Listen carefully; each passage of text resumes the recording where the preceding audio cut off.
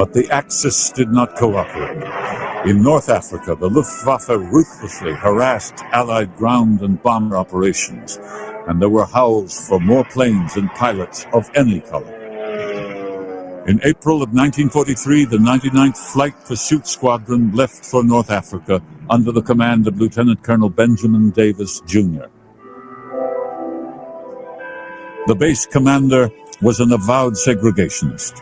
The blacks weren't invited to join the officers' club. They were kept segregated in a far corner of the airfield with separate tents and a separate mess hall. The Lonely Eagles, as they wryly called themselves, sharpened their combat. Peace and love, family. Welcome back to The Hope, helping our people elevate. Today we're diving into some of the most pivotal moments in Black history that took place in January. Moments that shaped our journey for freedom, equality, and justice. We'll talk about the Emancipation Proclamation, a defining step towards the abolition of slavery, and move to the historic election of Hiram Revels, the first Black U.S. Senator. We'll explore the victories of the Montgomery bus boycott and the founding of the Southern Christian Leadership Conference, both led and inspired by Dr. Martin Luther King Jr. Speaking of Dr. King, we'll honor MLK Day, a celebration of life and legacy. We'll also dive into the Zoot Suit Riots Verdict, a controversial chapter highlighting racial tension and the tragic Bloody Sunday in Reconstruction. Finally, we'll look at the slavery abolition milestone in Pennsylvania and pay tribute to the historic Tuskegee Airmen. So stick around. This episode is packed with stories that remind us of our strength, resilience, and contribution to Black history. Let's elevate together. Peace and love, family. On behalf of Akuno Senko for Bay, you know what I'm saying? Jay, where you at? We're trying to help our people elevate. Hope. H-O-P-E. We're giving them hope. We doing what we gotta do, you know. Every day, one step at a time, man. We're gonna make it happen. Helping our people elevate. Yeah. Sometimes I practice focus, thought, and meditate. I'm trying to come with other ways to help our people elevate. And seeking knowledge make me levitate. The lifted mental state is what results from how we orchestrate. This for the family's sake. Let's self-reflect and self-evaluate. And every day, make sure the steps you take, you calculate. Receive a master's fate. I know I can't exist without the hate, but that's okay. I balance that with higher self today. Success is on this way, and after that, my flesh can pass away.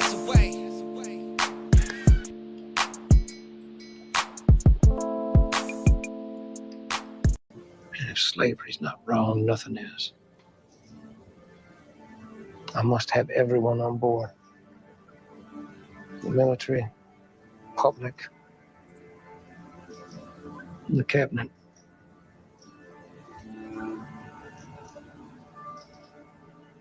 Over the summer, Lincoln is talking to people about what will become the Emancipation Proclamation.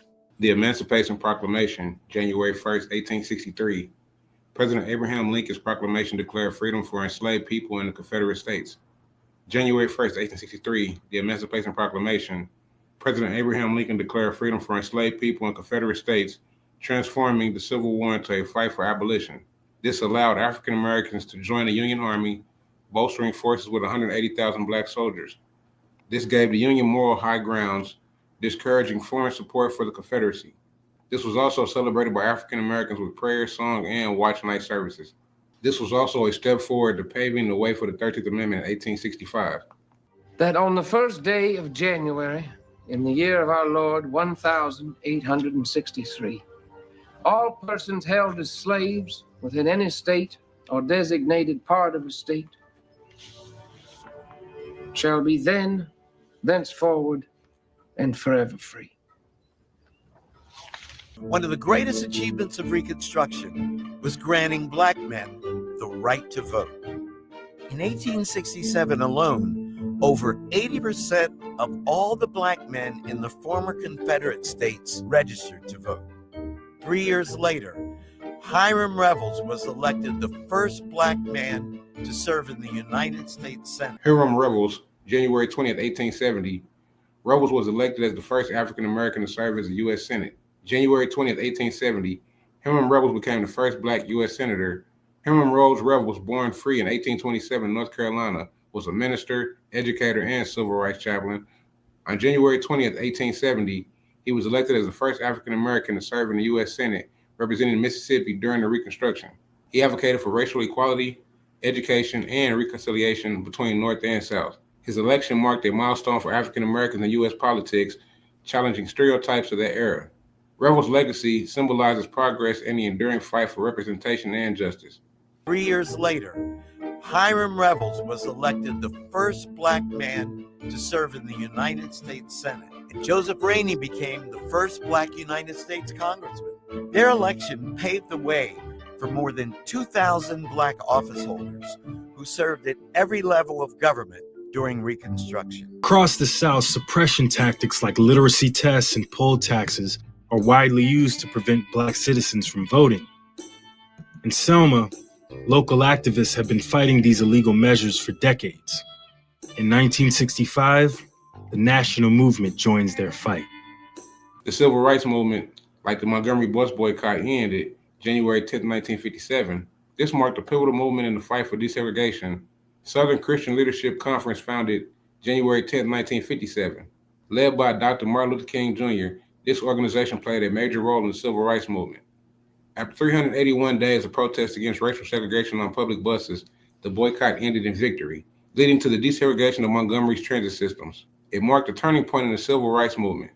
The Southern Christian Leadership Conference was founded, also January 10, 1957. On the same day, Dr. Martin Luther King Jr. and others established the SCLC, an organization dedicated to nonviolent activism for civil rights. It became the driving force behind marches, protests, and voters' registration efforts. Together, these events solidified the foundation of the civil rights movement. Black preachers had been the natural heads of most of the movement because, I guess, two reasons. One, black preachers were the freest, most independent people in the community. And secondly, the movement had a spiritual base. So the church became the background and the home base of the movement. We met, I was pastoring in Mobile. Fred Shuttlesworth was pastoring in Birmingham. Ralph and Martin were in Montgomery. It took the United States Congress 16 years to finally endorse a national holiday for Dr. Martin Luther King Jr. But it finally happened. And here in Atlanta today, which was the seedbed for his commitment to civil rights, there's been a major celebration. Dr. Martin Luther King Day. It was first observed January 20th, 1986. This federal holiday honors the life and legacy of the civil rights leader. January 20th, 1986 was the first day of Martin Luther King Day. This federal holiday was first observed to honor the life and legacy of Dr. Martin Luther King Jr., a champion of civil rights, nonviolent activism, and equality. This day was recognized as a day of service. It encourages reflection on justice and community action. King's leadership in pivotal events like the Montgomery bus boycott and the March on Washington transformed the fight for civil rights in America. Today, MLK Day stands as a reminder of the ongoing pursuit of justice and equality. The White House staged an impressive ceremony today, the president and Dr. King's widow walking into the Rose Garden together in an effort to spruce up Mr. Reagan's tattered civil rights image. The president signed the bill, which he had so strongly opposed, making Martin Luther King Jr.'s birthday a national holiday. And he delivered remarks before some 200 invited guests, which, while not quite calling Dr. King a great American, were designed to honor him. In 1968, Martin Luther King was gunned down by a brutal assassin. A brutal murder. The word went on the neighborhood. They're picking up everybody. A sensational trial. It was plastered all over the papers. A city erupts in violence. Los Angeles was like a war zone. Zoot Suit Riots. Which was a controversial verdict that highlighted the racial tensions against Black and Mexican youth in Los Angeles. January 13, 1943, the Zoot Suit Riot Verdict. A controversial verdict following the Zoot Suit Riot of 1943 in Los Angeles exposed deep racial tensions. The riots involved clashes between servicemen and Mexican Americans, Blacks and other minority youths, often targeted for wearing zoot suits, a symbol of cultural pride. The verdict disproportionately blamed the minority youth while ignoring the systematic racism and violence they faced. It fueled further activism against racial discrimination and highlighted the need for justice and equality in post-war America. This event remains a stark reminder of racial bias in the justice system. Zoot suits emerged as a trend in the 1930s. The term described men's suits with long, loose coats with wide shoulders and large lapels. Zoot suit pants were high-waisted, draped, and tapered at the ankles. So-called zoot suiters sometimes topped the look off with thick-soled shoes, long watch chains, and wide-brimmed hats.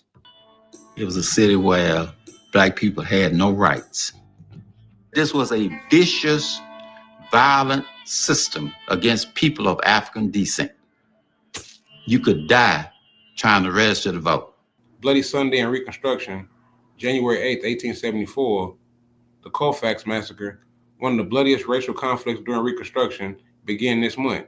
January 8, 1847, Bloody Sunday and Reconstruction, the Colfax Massacre, one of the most violent racial conflicts during Reconstruction, unfolded in Louisiana. White supremacist groups attacked freedmen defending their rights, resulting in over 100 deaths. This event highlighted the violent resistance to Reconstruction and the struggle for Black political and civil rights. It marked a grim turning point, with federal protections for freedmen increasingly weakened in the years that followed.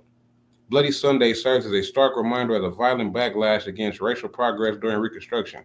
Like Bull Connor in Birmingham, Sheriff Jim Clark has Selma under tight control.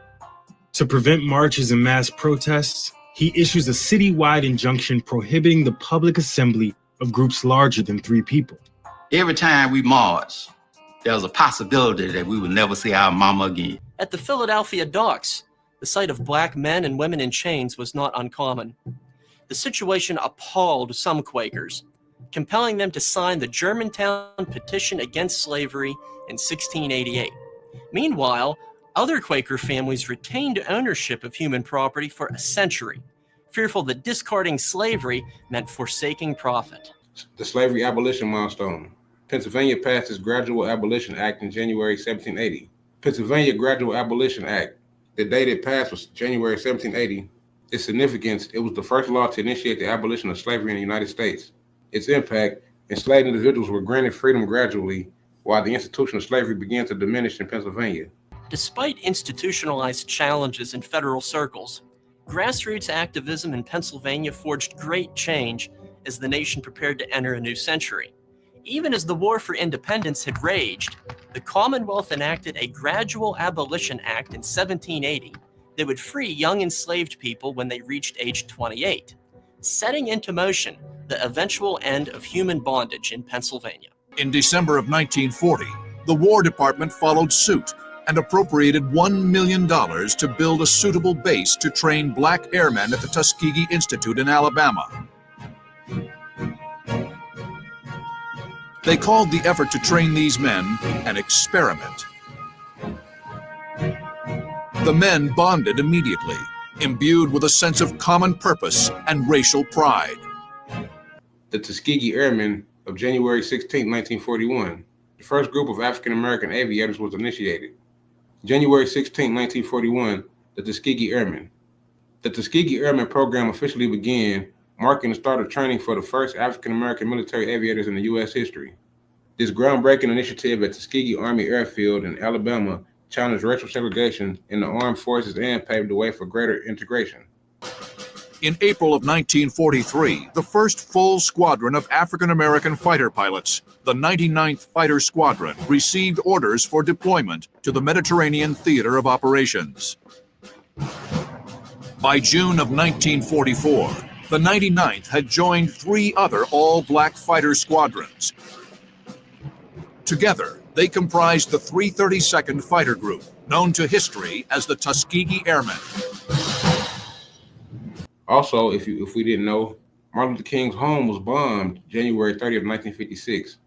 June 30th, 1956, Martin Luther King, Ralph Abernathy, as well as 4 Black churches were firebombed. While no one was harmed, the explosion was a major test for the steadfast commitment of nonviolence.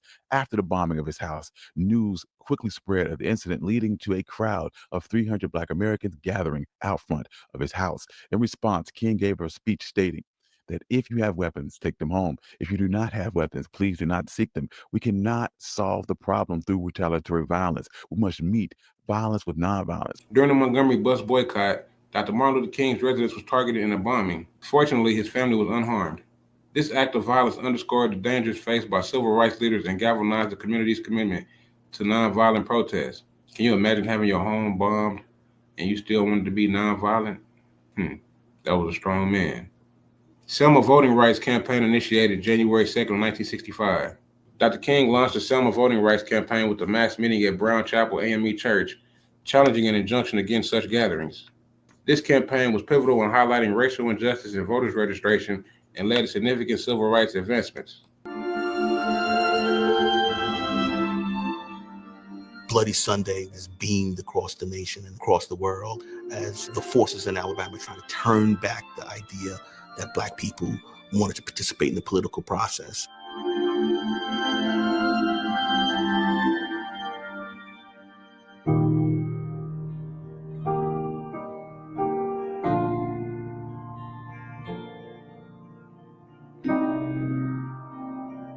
As we reflect on these monumental events in Black history, let's ask ourselves, what lessons can we draw from the courage, resilience, and determination of those who came before us? How can we carry their fight forward today in our communities, our workplaces, and our nation? These stories are more than history. They're a call to action, a reminder that progress is only possible when we stand together, speak out, and push for change. Think about how you can honor their legacy, not just in words, but in deeds, because the fight for freedom, equality, and justice is far from over. With that, let's continue to elevate, learn, and grow together. Until next time, peace and love, family.